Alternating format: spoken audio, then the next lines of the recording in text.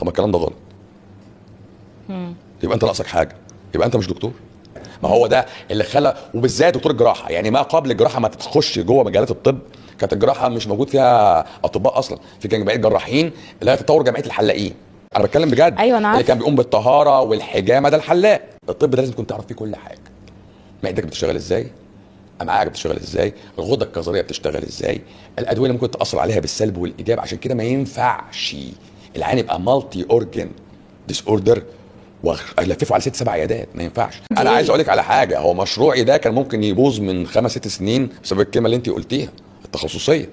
انا جبت ملف الشغل بتاعي ده وحطيته على 6 7 تخصصات. انت قلب خد جرب ده، انت جراحه خد جرب ده، انت بطن جهاز هضمي خد جرب ده. هو الناس وقفوا قدامي وسكتوا قالوا ايه علاقه ده بده؟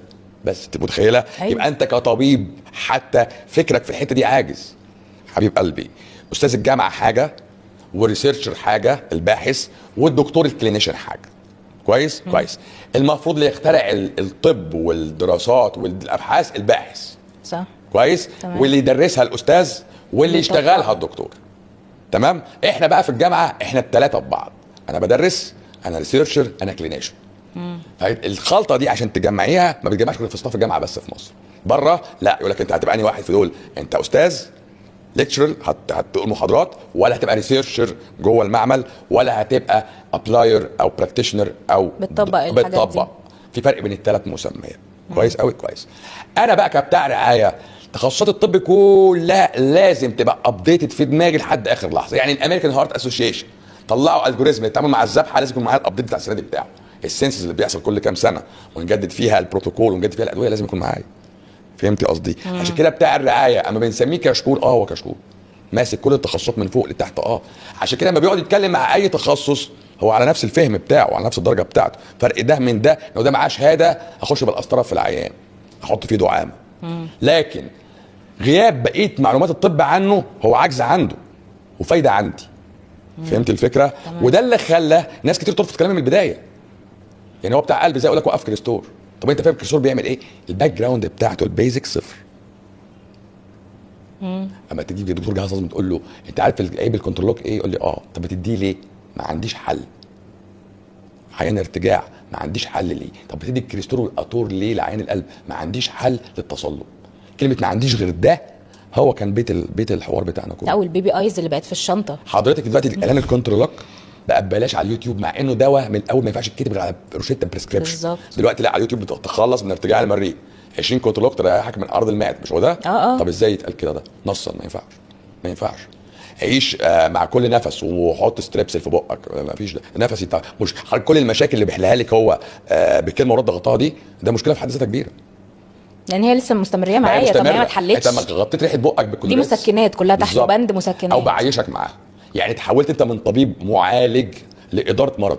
يعني انا حضرتك دلوقتي انا بدير المرض وبدير اعراضك. يعني ايه؟ خد الدواء ده وده وده مع بعض وعيش. طب انا اعراضي مشاكلي لا مش مهم بقى مشاكلك، المهم ان انت الخلطه دي على بعض. يعني انت قدام ده هتاخد ده وقدام ده هتاخد ده وقدام ده هتاخد ده. ما فكرتش انت فيا انا بقى كبني ادم هعيش ازاي بعد كده؟ يقول لك سبب فشل علاج الامراض ان العيان مش قادر يستجيب. طب هو هيستجيب ازاي ل 32 حبايه في اليوم؟ والله العظيم. ايوه. يعني جالي اي حاجه لو داخله اصلا تصلح السته التانيين داخلين يخربوا. وخلي بالك انت جسمك طول ما قاعد عمال يتحط في محن. يعني ايه محن؟ يعني انت واحد جه اتحكم عليه مثلا بالسجن سرقه 3 سنين، وهو جوه خبط واحد فاتحكم عليه سوء سلوك كمان 2 سنين، فكل شويه هو عمال ياخد على دماغه وهو عمال يحط خطه للنجاه بنفسه. وما بيحمد ربنا ما انت بتنامي بقى بالليل. يعني لما بتخش الواحد يتخمد بالليل التاني بيتنفس. الحمد لله نايم مفيش حاجه داخله. نلحق بقى نشوف البلاوي اللي داخلها طول النهار دي هتخلص منها ازاي. عشان كده احنا بنخش الحمام الصبح، بنخش الحمام اللي هو التخلص من الفضلات بالنهار. ليه؟ عشان احسن وقت تشتغل فيه جهازك الهضمي وانت نايمه. وبالليل وانت نايمه. عشان كده كنت بستغرب برضو منهم زمان، ودي معلومه المفروض بتوع جهاز الهضمي اللي يتكلموها بقى. عشان كده انا ندهت في الاول يا جماعه اصحاب التخصصات يدونا ودن ويسمعونا. انت عالجت كتير في سكه والسكه دي غلط. انا جالي 100,000 عيان دعامات وسدت. طب ايه اللي سد الدعامه؟ لو انت فكرك ان الدعامه دي بتحافظ، يعني دعامه حاططها كده ستنت عشان تحافظ على اليوم ده مفتوح. طب ايه اللي قفلها؟ يعني ايه اللي قفلها على الحديده اللي انت حاططها؟ دي حاجه بقى اكبر من الحديده. ما وقفتش ليه وحطيت علامه استفهام؟ يقول لك لا بنشوفها عادي. الشريان اللي بنزرعه في علامات القلب المفتوح عمره الافتراضي من 12 ل 15، فما يتسد على 10 يقول لك عادي ما يتسد. يبقى معنى كده ان انت عارف ان كل حاجه انت بتعملها انت ليها عمر افتراضي. يبقى انت برضه بتقعدني بتسكتني. يبقى اداره المرض غير علاج المرض. اما تجي لي كل شهر تجدد من عندي علاجك، ده مشكله، مش بعالجك. انا بروح اقعد مع الدكتور بتاعي ويجدد لي العلاج ويزود لي دواء، ما فيش روشته بيشيل منها دواء، ولو اتشال منها بيحط لها بديل. يبقى معنى كده برضه انا ما بتحولش دكتور معالج. يبقى النهارده عرفت انت الفرق بين التغذيه العلاجيه والطبيب المعالج. مش معنى ان انا دكتور العياده يبقى انا طبيب معالج. مش انا اشطر دكتور في مصر عشان بكتب احسن روشته، فاهمه؟ مش انا راجل طيب وعشان خاطر كشف ب 10 جنيه. كان في دكتور زمان مات، اللي هو مات من كام سنه، قال دكتور الشعب ده. انا عايز اعرف ايه الفايده اللي عدت عليه منه على المجتمع. هو في رحمه ربنا دلوقتي، له ما له وعليه ما عليه. بس احنا كلنا ضربنا في اساساتنا من ساعه الراجل الله يرحمه. الجشع، شفت راجل حارب الجشع بالفقر. يا عم انت شكل العياده بتاعته كان اصلا يتعبك نفسيا من العنكبوت والتراب اللي فيها. ده ازاي بيئه صحيه يتكلم فيها؟ بتكشف ب 10 جنيه على عيان، على كام عيان في اليوم؟ 200 300. هتدي كام واحد فيهم خدمه طبيه؟ وهتعرف تشخص صح كام ما واحد بيشخصش فيهم. بقى هنا احنا مجرد انا تايب رايتنج. تقعدي معايا بال 10 جنيه بتاعتك 10 دقائق. ها كح يلا، سمعني صدرك، سمعني ظهرك، سقفي له جنب ودنه يا ماما، يلا مع السلامه. ايه سيتال مخافض حراره، وادي له فينستيل عشان مناخيره مرشحه، والواد لو سخن حط له كمادات، مع السلامه. لبوس الدولفين عند اللزوم. ايه يعني ايه فرحتي بالبتاع ده. ها عيان القلب اللي شابه، دكتور القلب اللي شابه، كريستور وراه انجي، وراه ليبانثيل للدهون الثلاثيه، وراه استرابيكس للضغط، وراه بيتا كوربيلين عشان ضربات القلب. ها روشته بتاع الغدد اللي جنبه، هرمون الغده الدرقيه. يا ابني انت لو قلت الدواء الغده ضربات القلب قلت، ما اديتش كونكور. لكن لا، دي التخصصيه بقى. انا بكتب الدواء اللي عاجبني، ماليش دعوه باعراضه الجانبيه. التاني هيتحملها والتالت يتحمل. فانت تلاقي العيان في الاول بيشتكي بحاجه، بشويه ارتجاع على شويه قولون، بعد الروشته دي بسنه في روماتويد ظهر، روح يا معلم بقى اجري هناك، خد بلاكونيل ولا هيدروكين وخد كورتيزون. ايه ده الحق، ده بدا يظهر له اورام حميده بس في الثدي، بعديها بسنه خمول في الغده الدرقيه، بعد ايه ده؟ دي تخصصيه؟ يعني هي دي التخصصيه ان انا الف من ده على ده على ده؟ طب انا من ساعه ما دخلت عياده اول عياده وانا الامراض عليا بتزيد، والله أيوة العظيم. الروشتة بتزيد، الامراض عليا بتزيد من ساعه ما دخلت عند حضرتك العياده كده، ما انا هخرج من عندك كده على التربه. بمناسبة العيادة، الحالات ايه يعني مثلا حضرتك فاكر في الاول شويه الحالات اللي مثلا حضرتك اتخضيت منها، اللي هو ما عدتش عليها قبل كده؟ بصي انا ما كنت متوقع ان انا كل حالاتي هتبقى في سكه واحده، سكر وضغط وذبحات والحته دي. كوليسترول. اتفاجئت في الاول، يعني مثلا فاكر كويس قوي، عينه جات لي اول مره قالت لي انا عندي 32 سنه وبقى لي 10 سنين بيجي لي التهابات في اللوز على طول. والدكاتره عايزين نشيلها. ومش عايز هو اشيلها مش على غريب كبر. هو مش غريب او مش مرض غريب، بس انا جاي انا ليه؟ وانا هفيدك بايه اصلا؟ الغريبه بقى ان احنا ما مشينا على النظام بتاعنا اللوز بتاعتها خف. فبدات اتجرأ، يعني كده مثلا من 5 6 7 سنين بتجرأ بقى، لا ده انا النظام ده اعرف اخش بيه في حاجه ثانيه.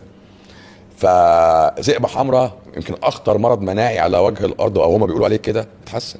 بس اكتر خطورته ايه؟ ضرب الكلي، قولون تقرحي، وبياخد بنتازا فايبروميالجيا اللي ما حدش لسه. بص الفايبرو بصراحه ما بذلش فيه مجهود خالص. هو لا يعني الفايبرو كنت بعالجه كده وانا سايب ايدي من الاول، يعني كنت مجربه مع كذا حاله بالصدفه، يعني قاعدين وبتاع، طب امنع كذا امنع كذا امنع كذا ارتاح. فالقصه كانت عندي سهله، بيس اوف كيك يعني يوم ما نزلت على الفايبروميالجيا كنت نازل اهرج.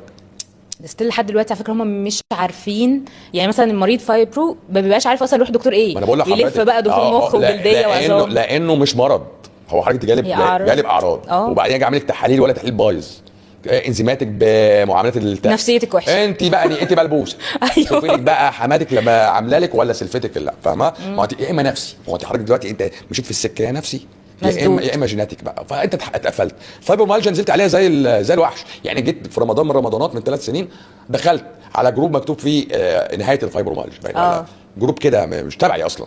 قلت لهم يا جماعه اي واحده ست دلوقتي احنا في 9 رمضان الاعراض الاتيه هتكون زياده عليها، دب دب دب دب دب، وهتوصل معاك كمان عدم التحكم في البول. بتكلم الستات، هم اكتر عرضه ليها، اكتر عرضه، لان هم اكتر ناس بيدبوا، وهي طول ما قاعده في المطبخ بتدوق من ده وتدوق من ده، وهعمل الوسد الحرج بالليل تدوق منه برضه. ايوه ما هي الست معلش احنا هنعذر بعض في حاجه، الرجاله اريح معايا في التعامل ليه؟ الراجل لما تقول له بطل ده بطل ده هيبطله، الست لا، الست عايزه تجرب، وبعدين مديها براح كيلو ب 15 جنيه، يعني ارخص من الجبس، تقوم جايبه لها 10 12 كيلو عامله بقى ده شريك وبالظبط. وانا هعمل لك النهارده يا احمد سينابون، انا عرفت الطريقه من الشيف هاله، هعمل لك وهعمل لك بيتزا النهارده مشبعه بالعيش وهحط لك عليها بالشوفان بالظبط. فانت حضرتك انت رخيص وسهل. انا عن نفسي وانا صغير كنت امي بتسيبنا دي نلعب بيه، شويه ميه واعمل صلصال، ولزق في وش اخوك ولزق وتدلق في الارض ببلاش. ما هو فعلا الماده رخيصه جدا، يعني لو جيت تبص لها ارخص ماده على وجه الارض، بس اكتر ماده سامه. خلاص بعد شويه لا لقيت نفسي الموضوع مش اكتر من كده. فايبروميالجيا ايه؟ دي سهله قوي دي. ده انا وصلت ان انا بقول لك امراض مناعيه كبيره اختفت. الاكزيما الموسميه راحت، الصدفيه راحت، مكتوبه في كل مكان ملهاش علاج. ملهاش علاج راحت. اتفاجئت ان الثعلبه، واحد جالي ما فيش شعر، مداروزس كومبليت مداروزس، يعني عينيه ما فيهاش جفون، قصدي ما فيهاش رموش ولا حواجب ولا شعر، نبت ب6 اسابيع، نبت اللي هو بقاله سنين شاب صغير، نبت شعر هنا وشوف حواجبه، دي بتبقى مأساة. بص حضرتك بعد حبه صغيرين كان عندي قناعه وثقه ان انا اقدر اقول ان مفيش حاجه النظام ده مش هينفع، مفيش حاجه مش عارف اتحدى بيها. يعني لما جيت مره عملت فيديو قلت لو انا ما عرفتش اعالجك ما حدش غيري، هو الكلام ده كان قرنانه وفيه شويه غرور وبتاع، بس هو كلام صح، لان مش انا اللي بعالج برضه، حضرتك جسمك اللي بيتعافى. فلو انا اهلت له الفرصه دي وما تعافاش يبقى هو جسم عليل، فخلاص ما صدق، يبقى ما بقول لك لو ما تعافاش معايا يبقى الجسم ده عليل، نسافرك بره بقى، نشوف لك بقى، نزرع لك دماغ، نزرع لك قلب، نزرع لك راس، لكن نشوف لك حاجه ثانيه، انت كده جسمك عليل. في حالات جت مثلا وتابعت مع حضرتك وما حصلهاش اي حاجه؟ اي تحسن يعني؟ تحسن اقصد يعني. كتير كتير. طب كانت اسبابها ايه مثلا؟ هم حمين بغض النظر من السبب ده. هل مثلا هم كانوا واصلين مرحله هوبليس كيس خلاص انت بقى بايظ خالص مش جاي؟ بص يعني هقول لك مثال مثلا صغير انا لحد النهارده عطلان فيه، العين اللي زرع كليه ده ما اعرفش اتعامل معاه. ليه بقى؟ لان هو يا حبيبي هي الكليه مش بتاعته، فمش عارف ردود الافعال، جهاز مناعته بيوقعها كل شويه، فهو جهاز مناعته كان بايظ قبلي وبياخد كمان مثبطات مناعه على نظامي، جهاز مناعته بيصلح والمثبطات المناعه ما بتجيبش نتيجه فهيرفض الكليه تاني.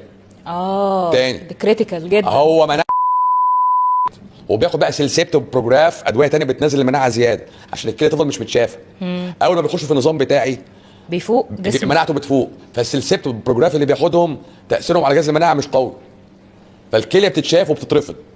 فعشان كده بسيبه على الله بقى، خليك على نظامك كده بقى ومالكش دعوه بيا، لان انا نظامي هيضايقه، مش هيقبل وجود الكليه دي. الله اعلم بقى الكليه القديمه تشتغل. معانا حالات كانت بتغسل 3 مرات وبقوا يغسلوا مره، يعني كان بيغسل 3 مرات في الاسبوع، كل مره 4 ساعات، بقى بيغسل مره واحده ساعتين وتحسن وعايش حياته النهارده احسن. ممكن نوقف له بعد شويه الغسيل، لكن كليه بطلت خالص وزرعت بعديها واشغلها تاني ما وصلتلهاش، ما اعرفهاش، ما جربتهاش. السرطانات كتيره اتحسنت كتيره، بس برضه زي ما انت قلت كلمه حلوه، العين لو جالك في ستيج بدري شويه هو مناعته كويسه فهيساعدك، لكن لو جالك بقى بعد ما اتهرى كيماوي واشعاع برضه انت جالك ناقص منه حته، او عين عامل تكميمه ده قص خلاص، فده خلاص مش عارف اوصل بيه ل 100% كيور يعني. هتبقى في البالانس شويه بس مش احسن حاجه. لا طبعا عندي حالات ثنائي القطب باي بولر وخفوا من غير دول ماشي يعني. وعندي حالات ذهان او حالات الجنون لو بيسموه سكيز او سايكوزس، لا عندي حالات كتيره اتحسنت من غير دواء كتير. فانا جالي حالات اصلا ما سمعتش عنها في الكتب، عشان كده مش فاكر اساميها.